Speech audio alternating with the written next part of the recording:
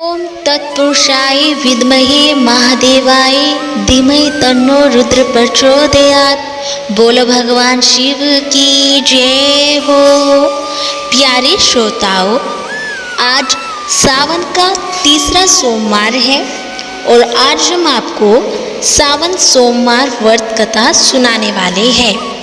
इसके साथ ही हम आपको सावन के महीने में करने वाले कुछ आसान से उपाय भी बताएंगे, जिससे आपकी परेशानियां दूर हो जाएगी।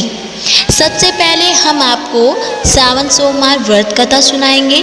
बोलो भगवान शिव की जय हो।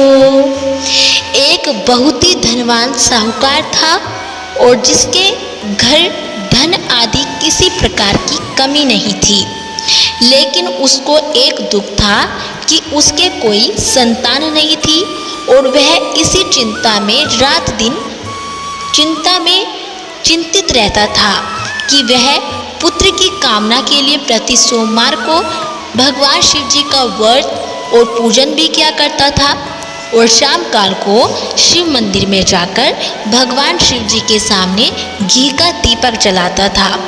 उसके इस भक्ति भाव को देखकर एक दिन माता पार्वती जी भगवान शिव से बोली कि हे प्राणनाथ, हे महाराज, यह साहूकार आपका अनन्य भक्त है और सदैव आपका व्रत और पूजन बड़ी श्रद्धा से करता है। इसकी मनोकामना पूर्ण करनी चाहिए। भगवान शिव जी ने कहा कि हे पार्वती, यह संसार कर्म क्षेत्र है।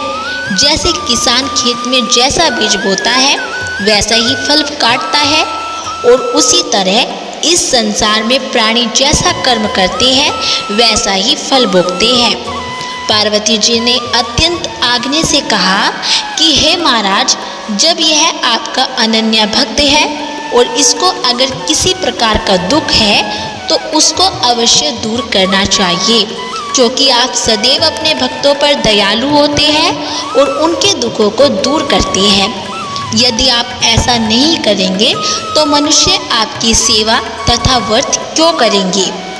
पार्वती जी का ऐसा आग्रह देखकर भगवान शिव जी कहने लगे कि हे पार्वती, इसके कोई पुत्र नहीं है, इसलिए यह दुखी रहता है और इसके भाग्य में पुत्र न होने पर भी मैं इसको पुत्र की प्राप्ति का वर देता हूँ, लेकिन यह पुत्र केवल 12 वर्ष तक जीवित रहेगा और इसके पश्चात वह मृत्यु को प्राप्त हो जाएगा। इससे अधिक मैं और कुछ नहीं इसके लिए कर सकता हूँ। यह सब बातें साहूकार सुन रहा था और इससे उसको न कुछ प्रसन्नता हुई और न ही कुछ दुख हुआ। वह पहले जैसा ही भगवान शिव जी का व्रत और पूजन करता रहा। जैसे ही शिव जी महाराज का व्रत और पूजन करता रहा और कुछ समय व्यतीत हो जाने पर साहूकार की स्त्री गर्भवती हुई और 10वें महीने उसके गर्भ से अति सुंदर पुत्र की प्राप्ति हुई। साहूकार के घर में बहुत खुशी मनाई गई, लेकिन साहूकार ने उसकी केवल 12 वर्ष की आयु जानकर कोई अधिक प्रसन्नता प्रकट नहीं की और न ही किसी को यह भेद बताया। जब वह बालक 11 वर्ष का हो गया तो उस बालक की माता ने उसके पिता से विवाह आदि के लिए कहा, तो वह साहूकार कहने लगा कि अभी मैं इसका विवाह नहीं करूँगा, अपने पुत्र को काशी जी पढ़ने के लिए भेजूँगा।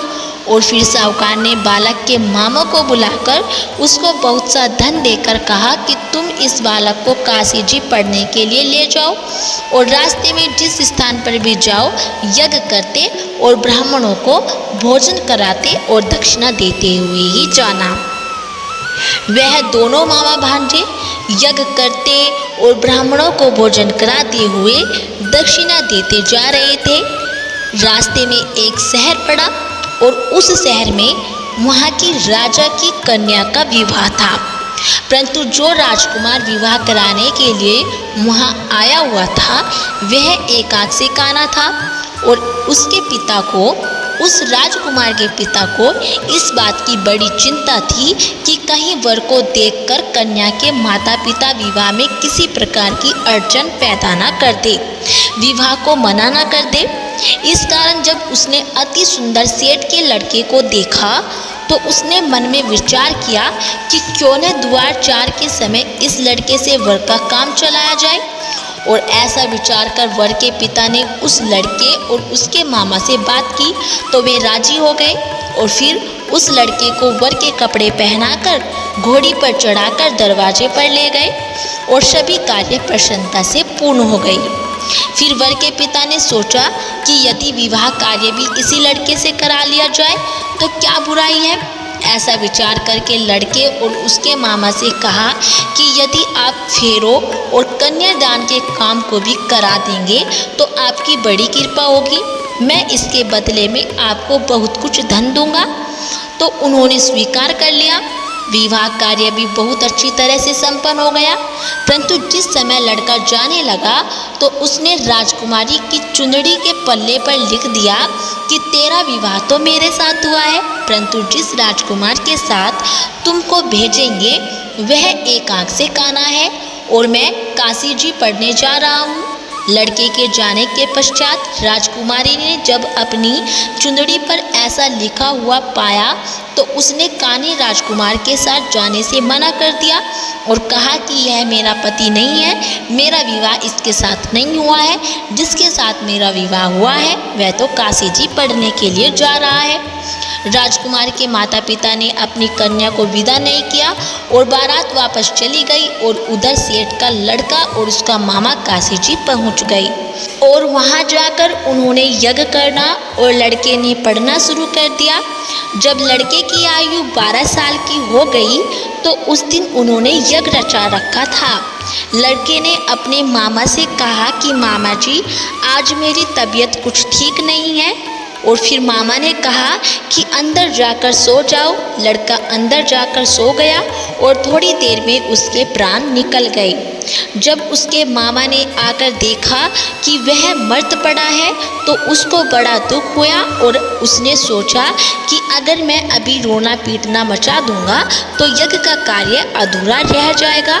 अतः उसने जल्दी से यज्ञ का कार्य समाप्त करके ब्राह्मणों के जाने के बाद रोना पीटना आरंभ कर दिया और संयोगवश उसी समय भगवान शिव और माता पार्वती जी उधर से जा रहे थे। जब उन्होंने जोर जोर से रोने की आवाज़ सुनी तो माता पार्वती जी कहने लगी कि हे महाराज कोई दुखिया रो रहा है, इसके कष्ट को दूर कीजिए। जब भगवान शिव और माता पार्वती ने उनके पास जाकर देखा तो वहाँ एक लड़का मृत पड़ा था। पार्वती जी कहने लगी कि महाराज यह तो उसी सेठ का लड़का है जो आपके वरदान से पैदा हुआ है। भगवान शिव जी कहने लगे कि हे पार्वती इसकी आयु इतनी ही थी सो यह अब भोग चुका है। तब पार्वती जी ने कहा कि हे महाराज इस बालक को और आयु दो, नहीं तो इसके माता पिता भी तड़प तड़प कर मर जाएंगे। पार्वती जी के बार बार आग्रह करने पर भगवान शिव जी ने उसको जीवन वरदान दिया और शिव जी महाराज की कृपा से लड़का जीवित हो गया और शिव पार्वती जी कैलाश पर चले गए। शिक्षा पूर्ण होने पर वह लड़का और मामा उसी प्रकार यज्ञ करते तथा ब्राह्मणों को भोजन कराते तथा दक्षिणा देते हुए अपने घर की ओर चल पड़े और रास्ते में उसी शहर में आए जहां उसका विवाह हुआ था। वहां पर आकर उन्होंने यज्ञ आरंभ कर दिया तो उस लड़के के ससुर ने उसको पहचान लिया और अपने महल में ले जाकर उसकी बड़ी खातिरदारी की और साथ ही बहुत दास दासियों सहित आदर पूर्वक लड़की और जमाई को विदा किया। और जब वे अपने शहर के निकट आए तो मामा ने कहा कि मैं घर जाकर खबर कराता हूँ कि जब उस लड़के का मामा घर पहुँचा तो लड़के के माता पिता घर की छत पर बैठे थे और उन्होंने यह प्रण कर रखा था कि यदि हमारा पुत्र सकुशल लौट आया तो हम राजी खुशी नीचे आ जाएंगे, नहीं तो छत से गिरकर अपने प्राण त्याग देंगे। इतने में उस लड़के के मामा ने आकर यह समाचार दिया कि आपका पुत्र आ गया है तो उनको विश्वास नहीं हुआ और उसके मामा ने शपथ पूर्वक कहा कि आपका पुत्र अपनी पत्नी के साथ बहुत सारा धन लेकर आ रहा है। तो सेठ ने आनंद के साथ उसका स्वागत किया और सब बड़ी प्रसन्नता के साथ रहने लगे। इसलिए कोई भी सोमवार के व्रत को धारण करता है अथवा इस कथा को पढ़ता है या सुनता है उसकी समस्त मनोकामनाएं पूर्ण होती है तथा इस लोक में सुख भोग कर अंत में सदाशिव के लोक में प्राप्त होते हैं। बोलो भगवान शिव की की जय हो। तो दोस्तों ये थी सावन सोमवार व्रत कथा। अब जान लेते हैं कि सावन सोमवार व्रत में कौन से उपाय करने चाहिए। यदि आप भी इस साल या कोई भी साल सावन का व्रत रखते हैं तो आपको इन उपायों को जरूर करना है। बहुत ही आसान से उपाय है। पहला है, सावन के महीने में पड़ने वाले सोमवार के दिन शिवलिंग पर अनार के जूस से अभिषेक करें। इससे घर में चलने वाली आर्थिक तंगी से छुटकारा मिलता है। और वहीं अगर आपके घर में कोई अक्सर बीमार रहता है तो सावन के महीने में रोजाना पानी में काले तिल मिलाकर शिवलिंग का अभिषेक करें। और वहीं अगर आपके जीवन में दिक्कतें आ रही है या बनते हुए काम बिगड़ रहे हैं तो पत्नी को साथ ले जाकर भगवान शिव और माता पार्वती को चावल से बनाई गई खीर चढ़ाए।